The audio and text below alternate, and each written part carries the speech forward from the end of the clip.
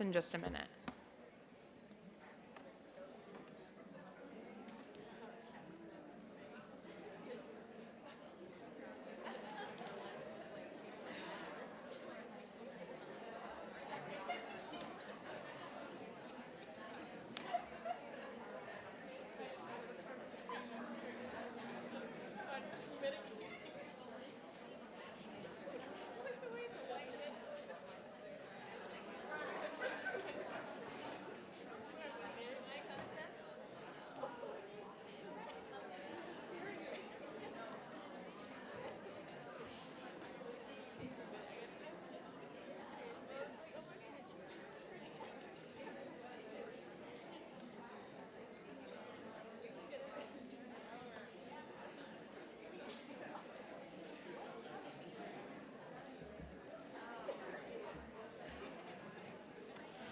Everyone, please join me in welcoming Felix Marithi to the stage, another one of an ERAP performance.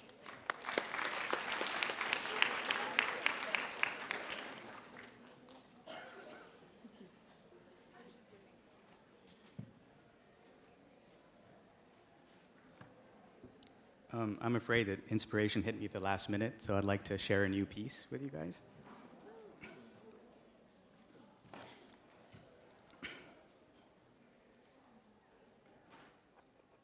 I wish that I had the courage to live up to my grandiose dreams. All my life, I've had nothing but dreams, dreams, and dreams of a golden future in which peace and justice reign supreme. And as with most delicate creations of the imagination, mine began somewhere in the middle, somewhere in a hazy territory where time dissolved, where past and its tortured history never existed, where future would never come, where present was engulfed by the monumental delusions of a young and naive man with visions of a road to utopia, but never the courage and the audacity to take the first step. I dreamt once of galvanizing an entire nation. I dreamt once of being the man on the flag. I dreamt once of being the hero with a commemorative statue and more than just a chapter in the history books. I dreamt once of being the man on TV who would address the people after the revolution and proclaim that we had secured victory, to proclaim that we had brought down the man, to profess that we had dismantled the system, to confess that the pen and the sword were now in our blood-soaked hands, but that we would become the authors of a world in which only the former was necessary, that we would become the authors of a future defined by righteousness, liberty, and love for all. I dreamt once, but I did nothing.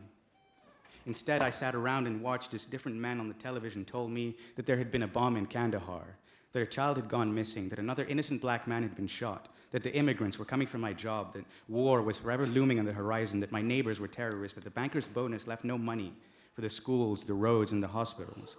But, that everything was just fine because a new rose gold iPhone had come out. And of course, I internalized their commandments and their injunctions and their instructions to forever keep silent. I listened as they told me that there was nothing I could do. And so I fantasized about being the revolutionary figure who could change a world with a single message, with a single gesture, with a single word. But over time, the impossible magnitude of my dreams became the means by which I justified and rationalized my own inaction. If only I were president. If only I had more money. If only, those were the words, the definition of all talk and no walk. My dreams, my hopes, my visions became the consequence of a misguided belief that real change would come only by means of a sudden and cataclysmic social reinvention. And who knows, it might. But I'm starting to pledge allegiance to a different way. I may just be a young and naive man trying to find his way, trying to find his place in this world, but I am already certain of one thing. The real revolution has already begun. The real revolution is spiritual, it is psychological, it is emotional, it is within. The real revolution will not have to be heralded by a figure of heroic and biblical proportion. The real revolution begins when people start to pay attention to the small but persistent voices of love and courage within, to those tiny voices that whisper to us like the faint word of God, just imploring us to do the right thing. Real change begins when people gather in the name of what is right and collectively think to themselves, hang on, it's up to us.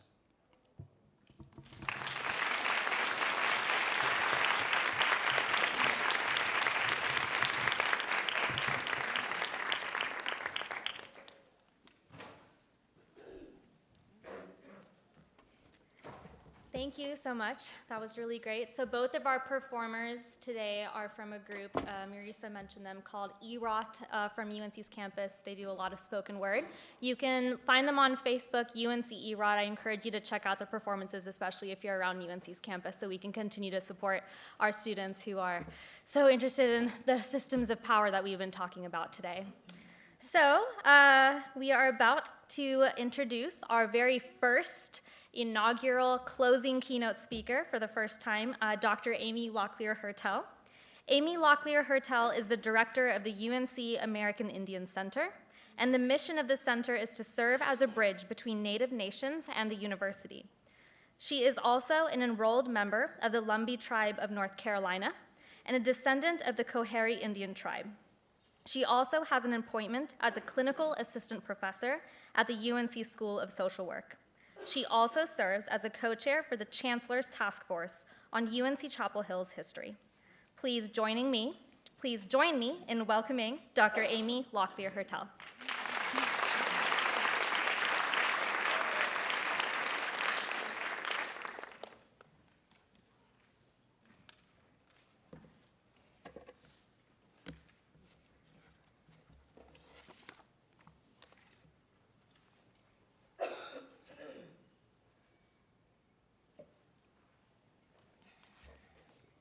Thank you. And to the conference organizers, it's really hard for your keynote speaker to follow such amazing spoken word that we just heard. Thank you, young man. You're young, but you certainly are not naive. Thank you very much. Good afternoon. My name is Amy Locklear Hertel, and I'm an enrolled citizen of the Lumbee tribe of North Carolina and a descendant with close family ties to the Coharie Indian tribe.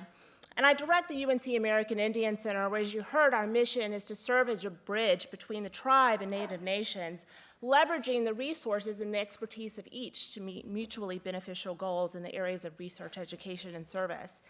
And before I begin my talk this afternoon, I'd like to first start by recognizing the indigenous peoples of this land where the university now sits: the Ino, the Occaneechi, the Shakori, the Attishir, and the Saxpahal, as well as the present-day people, the Occaneechi Band of the Saponi Nation. I'd also like to thank the Minority Health Conference Planning Committee and the conference co-chairs for inviting me here to speak with you today. This is a great conference. There's a lot of great energy and such great scholarship represented in this room. Now, every spring, the American Indian Center invites a well-respected, prominent American Indian elder to campus to share their wisdom and knowledge with students and our faculty and staff. And it's a great week where we really lift up Indigenous knowledge in the university. We celebrate it all over campus, and it's one of my favorite programs that we host at the center. So last year, our elder in residence was Dr. Henrietta Mann. And Dr. Mann has a very long list of successes and accomplishments, but I will share here that she's the founding president of the Cheyenne-Arapaho Tribal College, and she was the first endowed chair in Native American Studies at Montana State University. Now, during her lecture on campus last year, she shared something very powerful with us. She said that the first educators, the first students, the very first researchers on this land where the university now stands were Indigenous people. So think about that for a moment. I know it's hard to think back that far for some of us. It may be hard to imagine, but before the School of Public Health, before the Old Well, before the university even existed, there were Indigenous people on this land doing what we're doing here today. And that's powerful.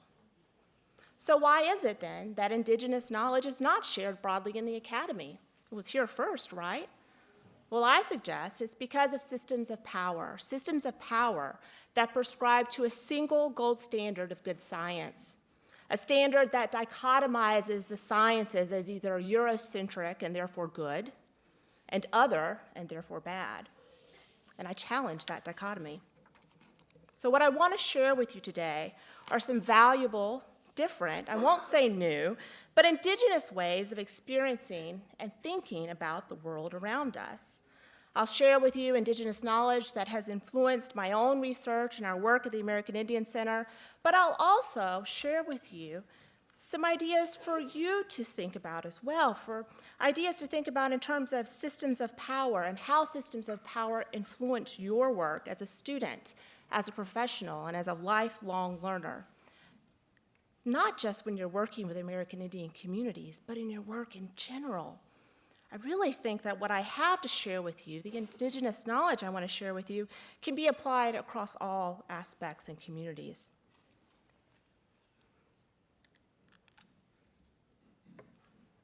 So I'll start with Don't Be a Mosquito.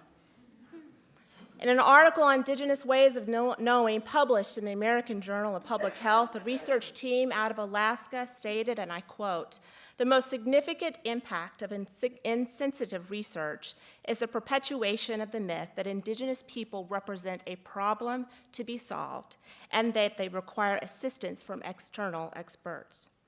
They go on to say in that article that research using inappropriate methods often results in an overstatement of the negative aspects of those communities. So just think about that for a moment.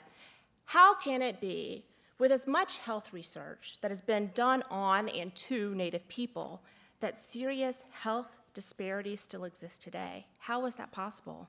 The answer, I believe, can be found in the tools and the conceptual frameworks of Western knowledge in the academy. Research that interprets Indigenous experience from a Western framework can result in a distortion of not just the data, but actually the reality.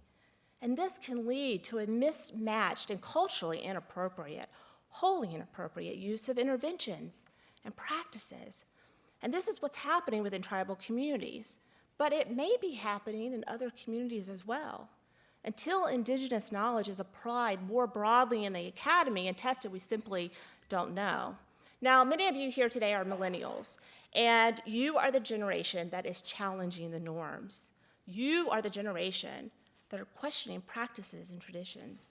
You are the generation that's working outside of the box through innovation and technology, and you are the generation that can change the academy and the way that research is conducted. So I challenge you to do so. LaDonna Harris, who is founder of Americans for Indian Opportunity, and she's a citizen of the Comanche Nation, has identified 4 core values, along with obligations, that foster indigeneity, or a sense of being indigenous in tribal communities. You see the 4 listed here. According to the research conducted by Harris and her colleagues at the Center for Management at George Mason University, these 4 core values cross geography, generation, and tribes in the United States. So let's walk through them. The first value listed here is relationship, and relationship is that kinship obligation. It goes to say that peaceful relationships, personal relationships are necessary to reduce conflict and to maintain social harmony inside communities. Relationship also refers to the belief that everyone and everything is related. This creates a kinship obligation for humans to take care of each other, and yet of all things as well. The idea is that we're all related. We are all related. Now think about that for a moment. If our animals are sick and we consume that animal, what happens to us? We get sick, right? When our rivers and our water supplies are polluted, and if we drink from those sources, we get sick. So folks, there's a relatedness of people to each other and to all living things, to all things in nature, and that's important. The next value is responsibility, and it's this community obligation. It refers to the belief that each person has a value, and they have something to contribute to the whole of society. If a person is left out of community activities, then in essence, the entire community is shortchanged from what it could be. The implication is that each person, therefore, has different strengths, and with those strengths that each person has comes a responsibility to contribute those strengths in a good way to society. That's the personal obligation found in responsibility. Reciprocity is a cyclic obligation. It speaks to the cyclic nature of life, of seasons, and of relationships. At any given time, an individual is engaged in reciprocal exchange of obligations. And the belief is that the acts of a person will return to them in their interactions with others, right? Treat people the way you want to be treated. The fourth value here is a value of redistribution, and it's that obligation of sharing within community. The idea is that the value derived from a good or a skill or a trait or a talent is not in its possession and holding on to it, but it's in the giving away of that good.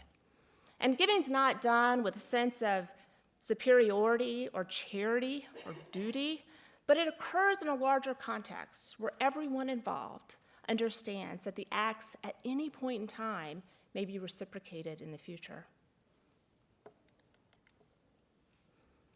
What you see here are the four values of the American Indian Center, and we print these everywhere. If you know our center, you see them on our publications. You can find them on our website. They're on the bottom of our slides here. And we lead with our values at the center because that's the way I want people to know us and our work. So I'll walk through them. They're very similar to the 4 R's we just covered. Respect, we treat others the way we want to be treated, Native and non-Native alike. Responsibility, we are a public service center on this campus, and so we know as a public service center, we have a responsibility to serve tribal nations, but also this campus community. Reciprocity, it's at the core of the work that we do. It's a thread that runs through all of our research and our education and our service. The partnerships that we foster and help to create result in products and outcomes that are benefiting to all parties involved, not just to the university. And then finally, balance, something we're doing here today. We bring balance to the academic knowledge on campus by bringing forward and lifting up Indigenous knowledge. That is rebalancing systems of power. We don't prioritize one type of knowledge over another, but we value all knowledge as having something to offer, and we leverage each when necessary as necessary in the work that we do in our communities. Now, some of you may recognize this symbol. The one in the top right is the seal of the Lumbee tribe of North Carolina. And as you see in the middle, it's very similar to the larger symbol here in the middle, which is the medicine wheel. The medicine wheel represents many different things, and it's a symbol that you often see across tribal communities. It represents the 4 directions, north, south, east, west, the 4 different phases of life, different races and ethnicities, but it also represents the 4 parts of self, the important parts of self: spiritual, emotional, physical, and intellectual. What's most important for you to take away today from this slide and from this talk is that there's a balance of these 4 parts in order to create well-being. A person must have balance. If one area is out of balance, the well-being of the entire person suffers. So balance is critical and it's important. Temporal connections. You see here depicted time in both a linear as well as a circular fashion, and this is the best way I could find to sort of juxtapose the way that time is conceptualized in tribal communities as opposed to mainstream society. You see, in mainstream society, you often think of time as linear. Something happens, that is in the past, something is happening in the present, and something will happen at some point in the future. But in tribal communities, it's circular. I have 2 concepts I want to talk about to help illustrate the circular fashion and nature of time. The first is the 7th generation concept. And so this concept says that essentially, as we make decisions in the present day today, we make decisions mindful of how that decision will affect our children 7 generations from now. At the same time, in this present moment, I also make decisions that make my ancestors 7 generations ago proud. Do you see the connection of past and the future to the present? So what that means is decision-making on every level is critical. It's very important. It's not taken lightly. Also, the second concept here I want to talk about is historical trauma. It's another way to think about time and to illustrate the circular concept. A dear friend and colleague of mine, she's a social worker for the Eastern Band of Cherokee Indians, Patty Grant. She does a lot in her clinical work in the area of historical trauma, and she and others have defined the concept as grief and as trauma that occurs several times, generation after generation and generation, and it's passed down. Now, there have been waves of traumas visited on Indigenous people, from disease to boarding schools to forced reservation and removal, to even today with the placement of pipelines. These historical traumas create dysfunction in many tribal communities, and that dysfunction can last for centuries. Even after that trauma ends, it impacts the next generation. It's just passed down. And we see this manifestation of traumas and health disparities and in self-destructive behaviors. I don't want to overgeneralize that this is present in all communities, but it's a concept we talk about and we work through. Now, in Patty's practice, the first step for a person who wants to heal from this historical trauma is acknowledging the past and understanding how that historical grief, how that trauma is impacting their life today. Understanding that past trauma creates sadness, but it helps someone understand what's happening around them, why it's happening, and how to move beyond and move forward.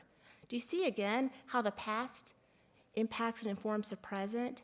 And once it's dealt with, it helps someone better self-determine where they're going in the future. Louise Erdrich, an Ojibwe novelist, wrote in her novel, The Plague of Doves, "What happens when you let an unsatisfactory past go on long enough? It becomes your entire history." So you can see there the connectedness of time in these examples, and why time and understanding how time is considered in tribal communities is so important. Now, my area of research and study is in the area of asset building with tribes. And I was drawn to this area of study because of the benefits that asset building provides. At the very individual level, assets allow people to build, the assets provide security and provide wealth. In a household and a home, they are a way that people can leverage their assets can be leveraged to pay for education or pay for better quality health care to produce better health outcomes. However, my early experience studying assets was that there was a tension between mainstream asset building policies and tribal asset building interests. You see, mainstream asset building policies traditionally looked at the individual building of wealth, the individual accumulation of wealth. And that's not where tribal communities wanted to put their emphasis. Just look at the original asset building policy of the United States, the Dawes General Allotment Act, which transferred millions of acres of land from tribes and Indian landowners to settlers. Fast forward, even today, a much better policy, but the individual development accounts, even in the name of the asset building policy, the tool is the word individual. These mainstream policies focus on the individual accumulation and consumption of assets for the benefit of the individual, but it overlooks the community and the society in general. And this creates a tension in tribal communities. I have an example to show you, to explain this a little further. Can we play the video?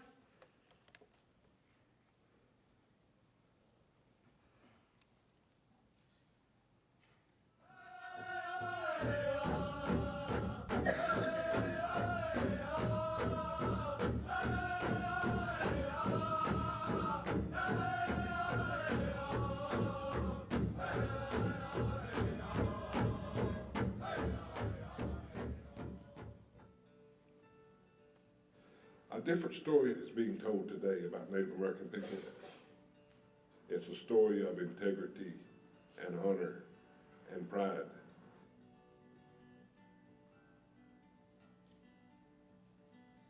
The great Coharie River, that's who we are, we're river people. And I have seen that river breathe life in all of those that go down it today.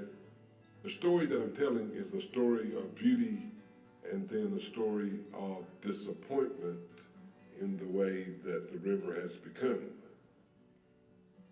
There was something special about the water. There was life in the water. We've got a saying around here that the river is always taking care of us, and now it's calling out for help, and we got to take care of it. That canopy that I used to walk under is gone. Those paths that I used to walk down is gone. There's a spirit in that river, the spirit of my ancestors, and it has been awakened in this tribe.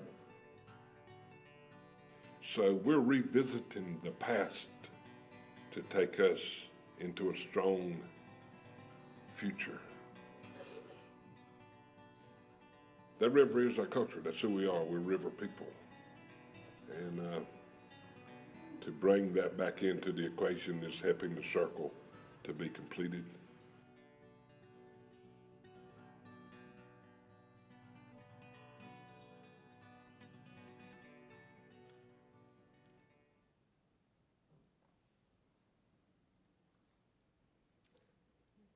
So the work we do at the center is based on a holistic view of building assets in a tribal community. It's based on building communal assets that everybody can participate and build their own assets individually as well. When we work with a tribe or community, though, let me tell you a moment about our approach. We don't go to the community and say, what's wrong? How can we help you fix it? We go to the community and we say, what's your vision for your community? What do you want to see happen? And after we listen and we hear that, we then say, okay, let's map those assets that you have in this community, and let's figure out how we can leverage those assets in the community to achieve that vision that you've talked with us about. Do you hear the difference in that approach? Right, we don't use disparities to guide our work, but we listen to the self-determined needs of the people and the tribes and the communities that we serve to lead our work, to inform our work. So our work with the Coharie Indian tribe and the Great Coharie River Project is a good example of community asset building and the approach that we use at the center. The administrator of the tribe, and he was the narrator for this video, is Greg Jacobs. About 2.5 years ago, he approached the center of a concern about the health of the river. There was land loss that had occurred because the river had been dammed up by beaver dams all along the way. And so the river was not navigable, it's no longer navigable, and land loss was occurring. So we asked him, what's your vision? What's your vision for that river? And what's your vision for the community? And his vision was to be able to go fishing again on that river, to ride down the river in the canoe, to enjoy the banks of the river again. So over a series of meetings, we identified those assets within the community and the potential partnerships outside the community that could help restore that river and recover that land and achieve that vision. This video and this header of the website here that I'm showing you came out of a partnership with a colleague, Dr. David Salveson on campus, and Dr. David Salveson is in the Institute for the Environment. His undergraduate class of students partnered with the center and the Coharie tribe to understand a few things. First of all, to understand the quality of the water in the river, so they did a water quality study, but they were also interested in understanding the morphology of the river. How had the river changed over time because of the beavers that had dammed up the river? But in order to meet the needs of the community, which the community had voiced as wanting to take care of the river and revisit their past, the class also learned how to conduct oral histories and conducted oral histories with the elders in that community to hear about what it was like when the river was healthy and well. So you heard Greg in that video, right? That's who we are, we're river people. And that's how he and the tribe define who they are, by their surroundings and the health of the river. And what he was telling us and what we learned through many of these oral histories was that the well-being of the community was reflected in the well-being of the water. It was a phenomenal project. And I'm happy to still be working with Dr. David Salveson, who's working with the Lumbee tribe today, doing a similar project to understand the implications of the Atlantic Coast Pipeline that's coming through the state of North Carolina. I shared this with you, though, because it's a great way to think about assets in a community, and it's a great way to approach communities when you're looking to support them in addressing their self-determined needs. So this is our approach, and I'm going to walk through this approach using the Coharie example. Okay? These are the capitals that we see. These are the assets. This is the lens or the framework that we use when we're working with a community. Not looking at what's wrong, but looking at the assets, taking stock of what's strong and what could be strengthened. So for the Coharie, the river, their natural resource there at the top, was sick, right? So they leveraged the goodwill of the people in the community, the time of the people in the community, to enhance the river, to reclaim the land along the riverbanks, and to restore balance and well-being in that community. They engaged their citizens, their human capital, to do all the physical labor along that river. There was a lot of physical activity. Talk about a built environment that was missing some physical activity. They found it on and in that river. They're revitalizing their culture by using oral history to remember what it was like and to inform their vision of what it can be in the future. And they plan to leverage the knowledge that they have gained by cleaning up the river to contract with the state and the county government for emergency management cleanup when it's necessary, but also for maintaining the health of the river in general over time. Not just the Great Coharie River, but other rivers in the county as well. Folks are creating a business to employ tribal citizens to be able to do this in the future. It's building that individual level of assets, but that's not the focus of the project. They're exercising their tribal sovereignty as they engage, contract, and negotiate with other governments and non-native entities and partners in the county, and now in the state, want to work with and contract with the tribe. There's a new awareness and an appreciation for the contributions of that tribal nation and the community of people to those around them. And finally, they're contributing to the infrastructure of the county by cleaning and restoring the river. Many people want to be on the river, and this whole experience has been such a beautiful, beautiful journey. So this is the framework that we use. If you're interested in exploring more of it, I do encourage you to reach out to the center or explore the First Nations Development Institute, who's done a lot of work in this area as well.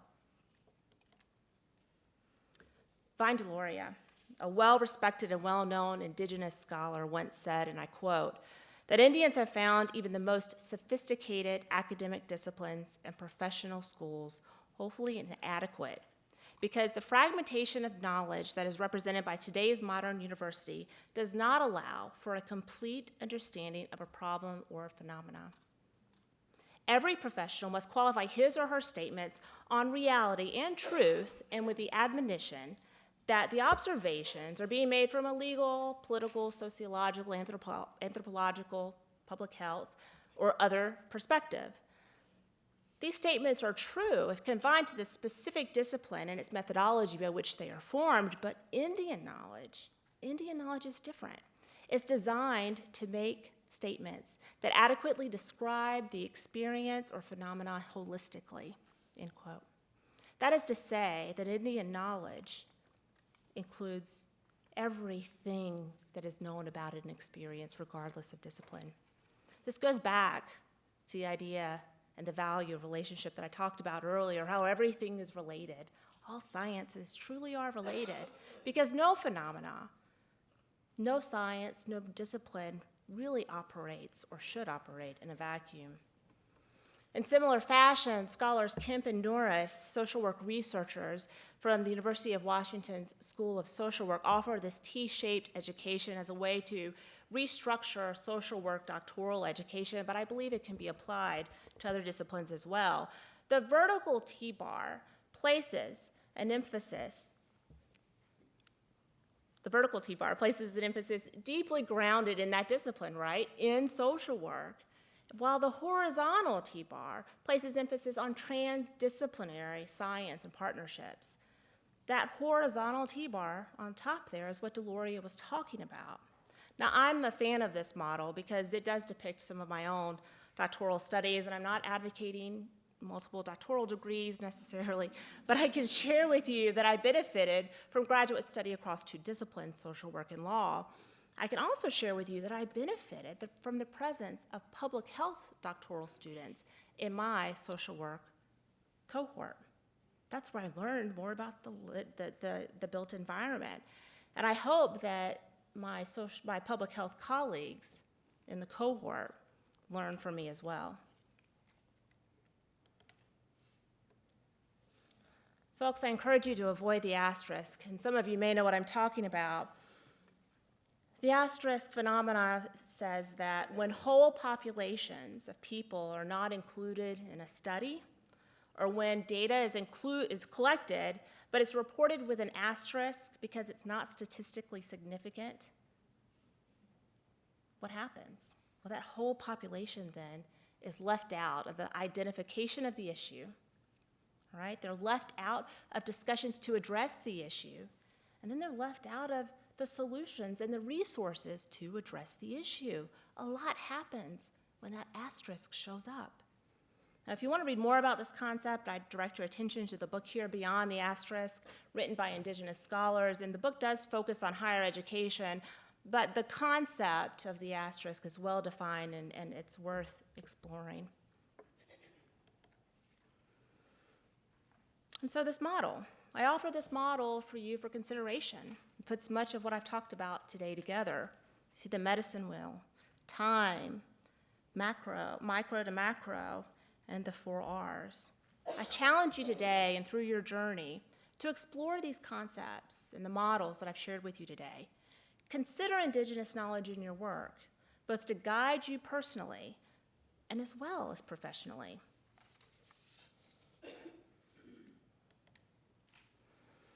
Dr. Mann, who I mentioned earlier, helped lead an effort in the state of Montana called Indian Education for All. Not just for Native people. Did you hear? Indian Education for All.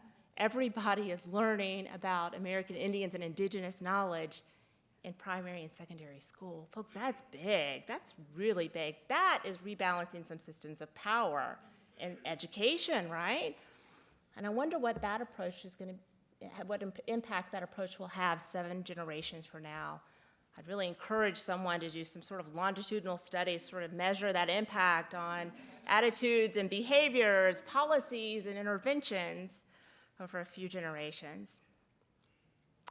But answers to society's most pressing problems aren't necessarily found in one culture or through the prioritization or preference of one culture over another, but it's the learning and the sharing across cultures and disciplines where rich findings can exist and difficult questions can be answered.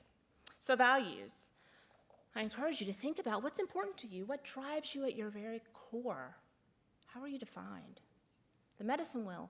Attend to the 4 parts of self. As you examine the physical, right, public health, don't exclude the rest of the medicine wheel. Adopt a holistic approach to building assets and working with communities. Interventions that you work on or create should be individual, but they also should be community-focused as well. In fact, I prefer community-based asset building initiatives that have an individual component that I shared with you earlier. Recognize the limitations of the dichotomy of sciences. One is good and the other is bad. And always ask, are there other sciences or other ways of thinking about the world that should be considered as you approach your work? And finally, I would say use the asterisk sparingly. If you use it, pause and ask yourself why.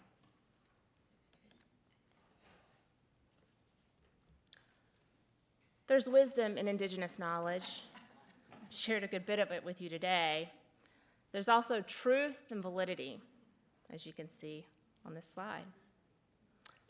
I hope during this talk today, I have encouraged you to reconsider some of the established concepts and ways of practicing in the academy. I also hope that you'll pick up some of these tools for closer examination and exploration in your own life and work. And finally, in closing, I'll share with you the words of Sitting Bull, the great Lakota leader, who once said, "Let's put our minds together and see what life we can make for our children." Thank you.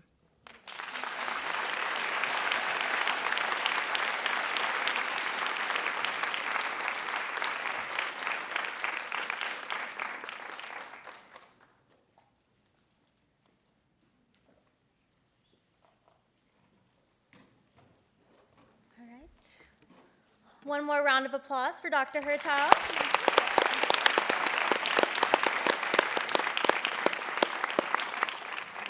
Well, so thank you all for being here today. I just want to thank Dr. Ford and Dr. Fullilove earlier from today, so please another round of applause for them.